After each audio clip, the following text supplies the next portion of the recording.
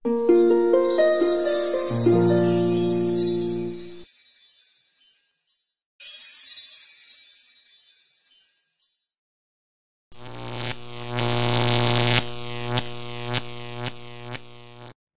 teman-teman semua, semoga teman-teman sekalian diberi kesehatan selalu dimanapun kalian berada ya.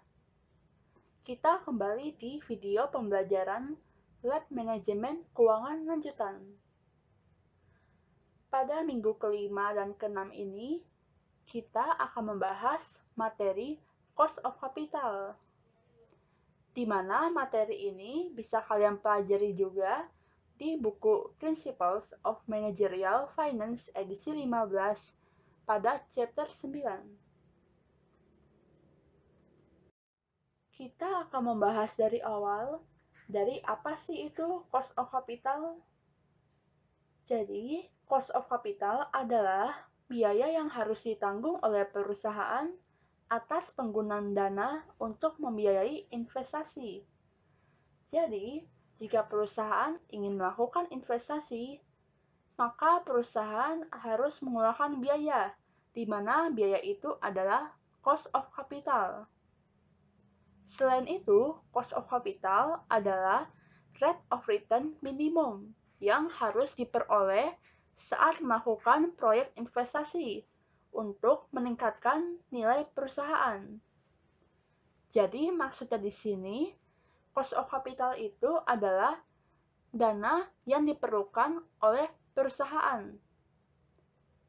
Sedangkan rate of return adalah dana yang akan didapatkan oleh perusahaan nantinya, di mana rate of return itu besarnya seminimal mungkin sama seperti cost of capital, yang tujuannya agar bisa menutupi biaya yang dikeluarkan oleh perusahaan. Jadi, jika perusahaan melakukan investasi, maka perusahaan harus melakukan evaluasi, di mana cara melakukan evaluasi salah satunya adalah dengan menggunakan cost of capital atau rate of return minimal yang harus diterima oleh perusahaan. Nah, perusahaan dalam melakukan pendanaan bisa dari apa saja? Nah, jadi ada beberapa sumber modal jangka panjang yang bisa diperoleh perusahaan. Dari apa saja?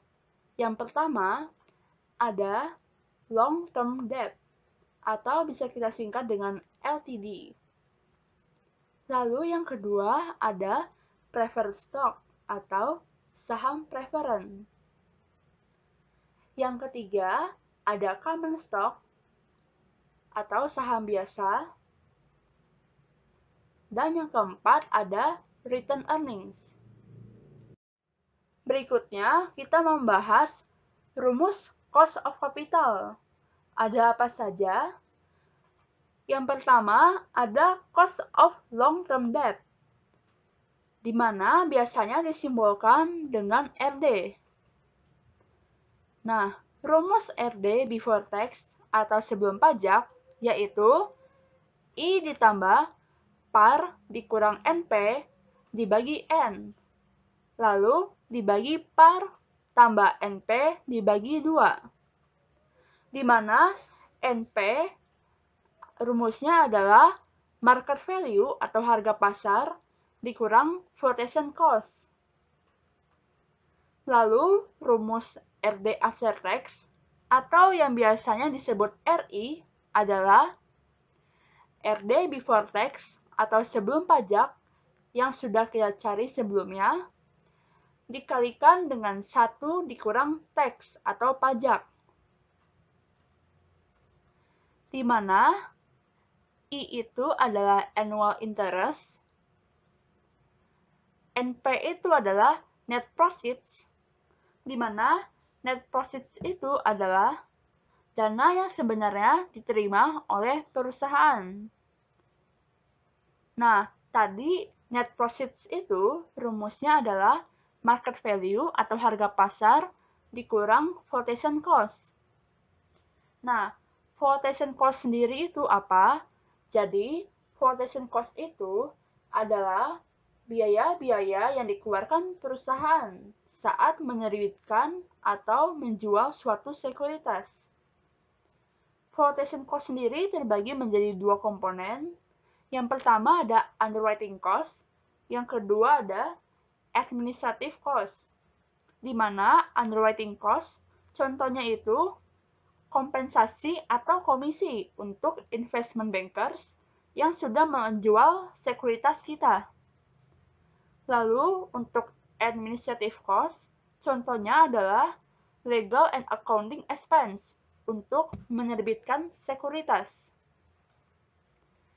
Nah, berikutnya ada N. N itu adalah number of years.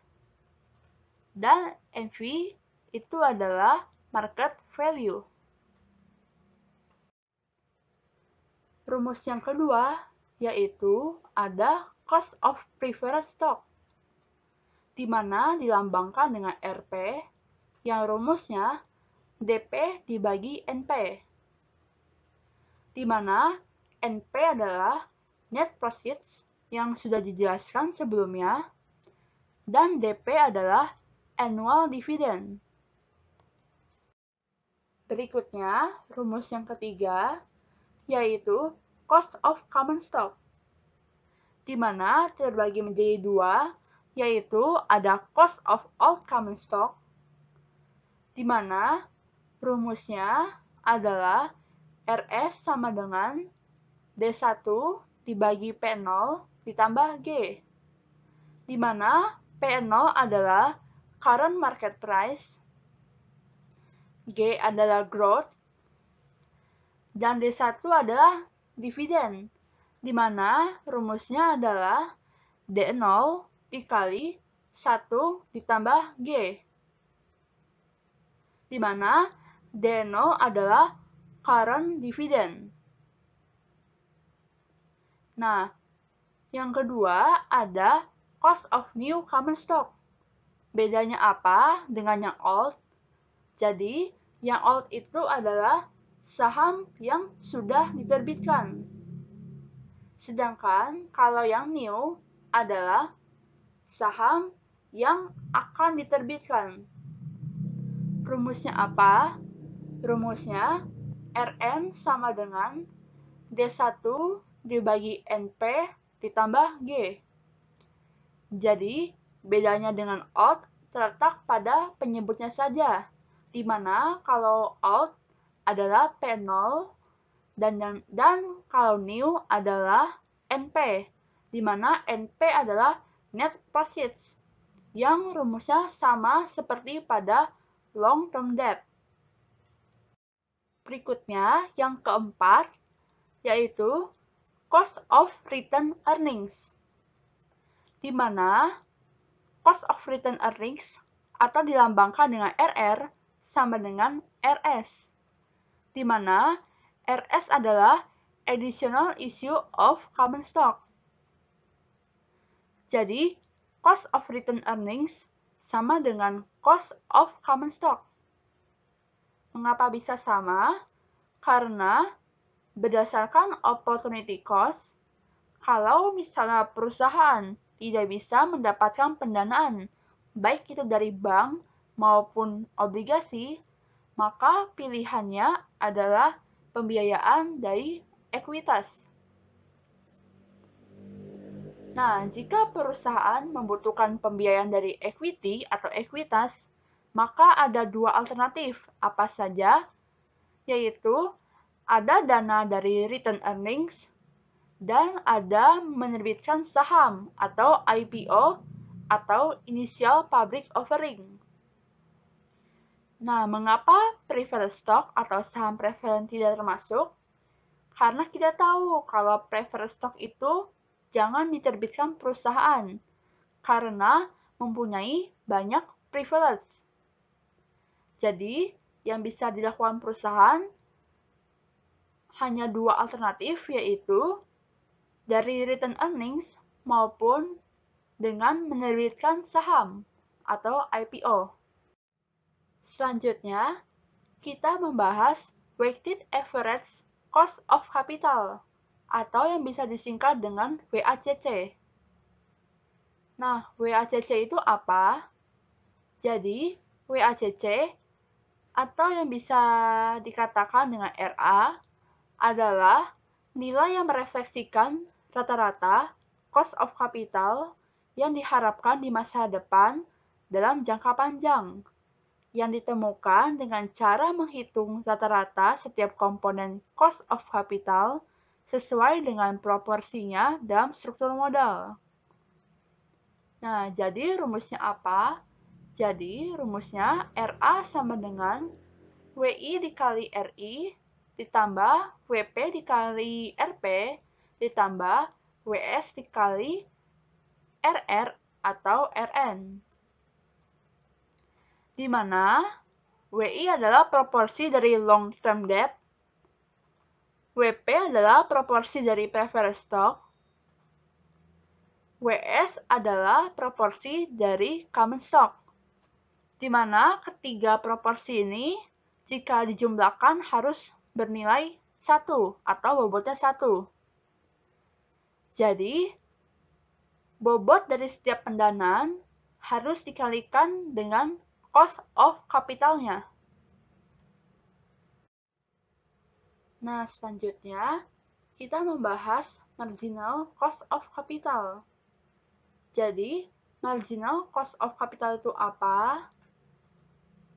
Marginal cost of capital adalah kenaikan biaya karena perusahaan memerlukan tambahan dana atau modal baru yang juga akan meningkatkan WACC. Nah, bagaimana cara mengukur marginal cost of capital itu? Jadi, kita bisa mengukurnya dengan breakpoint. Nah, breakpoint itu apa?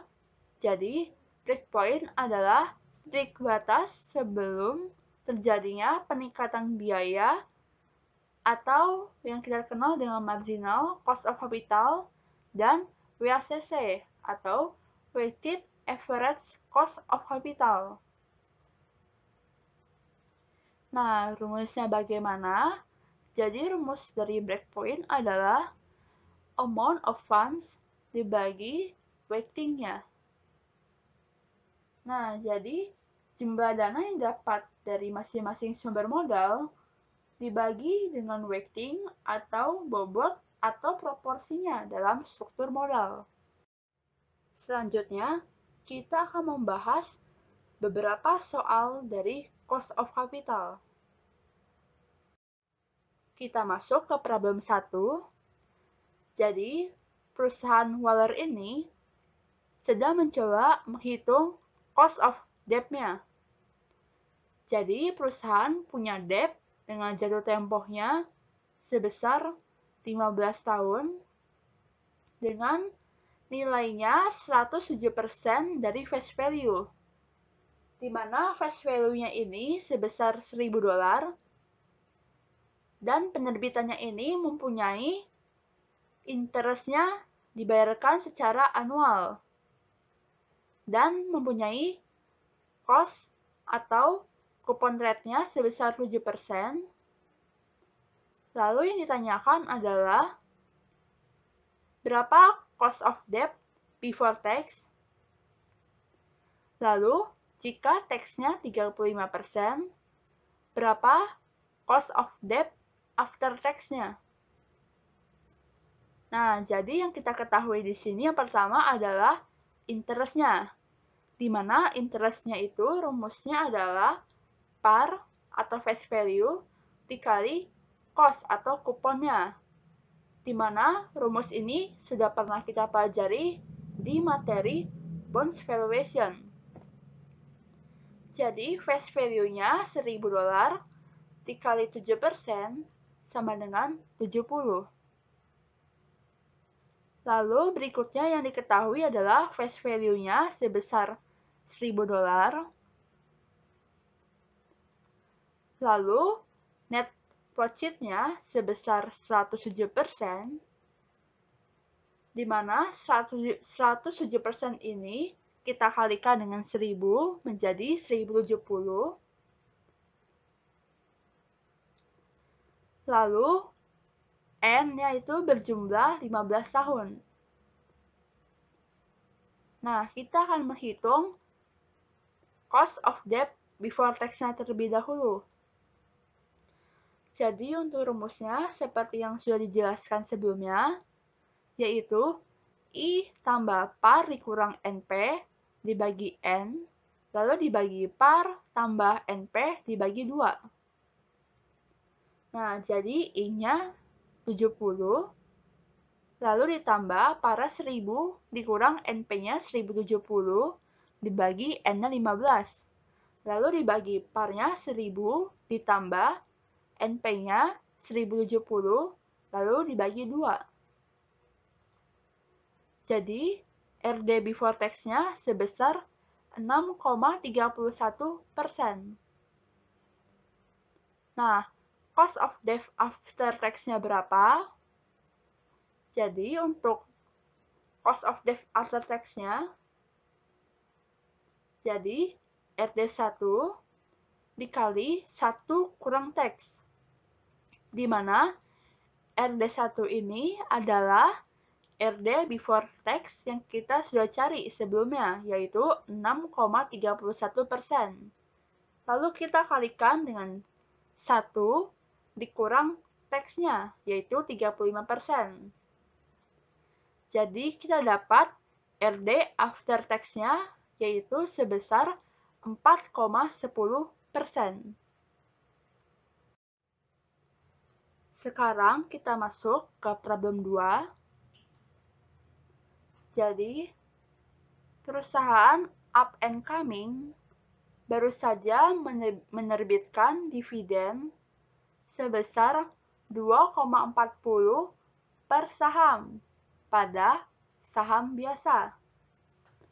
Nah, perusahaan ini mengharapkan tingkat pertumbuhan konstan atau growth-nya sebesar 5,5% dalam dividennya tanpa batas waktu. Nah, jika saham dijual seharga $52 per saham, berapa cost of equity-nya perusahaan? Nah, jadi yang diketahui di sini yang pertama adalah D0-nya atau dividen sekarangnya, yaitu sebesar $2,40. Lalu diketahui juga growth-nya atau pertumbuhannya sebesar 5,5%.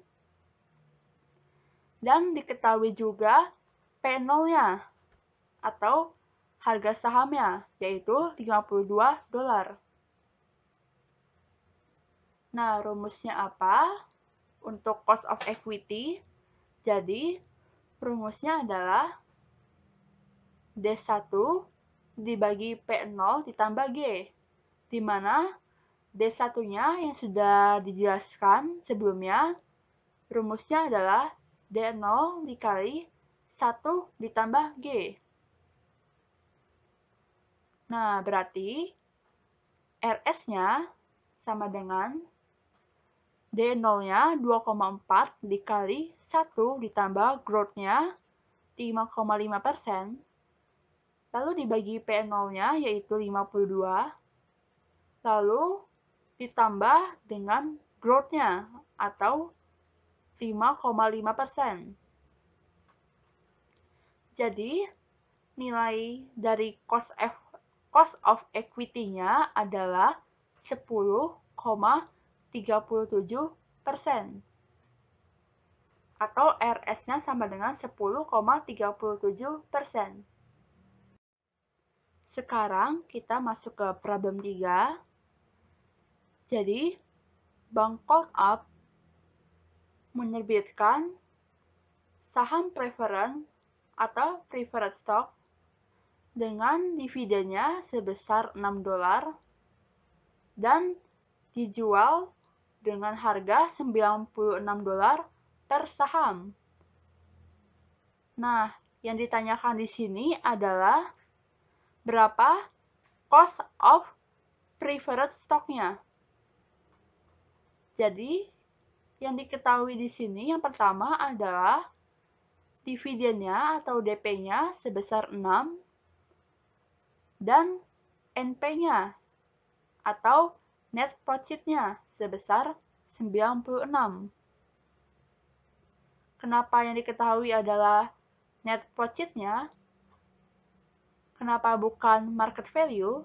Karena di sini tidak diketahui flotation cost-nya. Jadi, kita langsung masukin $96 ini sebagai net profit.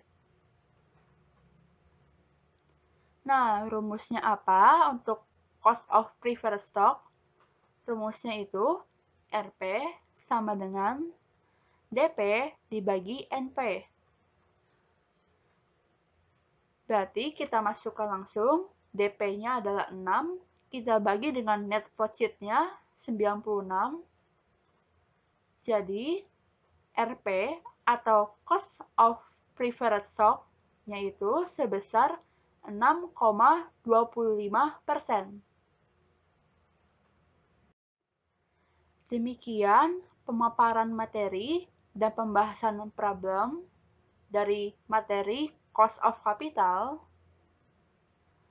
Mohon maaf apabila ada kekurangan atau kesalahan. Semoga teman-teman yang menyaksikan ini dapat mengerti ya. Terima kasih yang telah menyaksikan.